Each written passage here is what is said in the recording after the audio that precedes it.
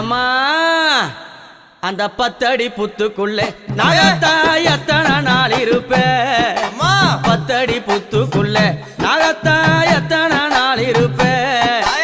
பாலாத வாத்து வச்சேன் நாகத்தா பருகிட வாரும் அம்மா நான் பாலாத வாத்து வச்சேன் நாகத்தா பருகிட வாரும் அம்மா 10 அடி புத்துக்குள்ளே நாகத்தா எத்தனை நாள் இருப்பேன்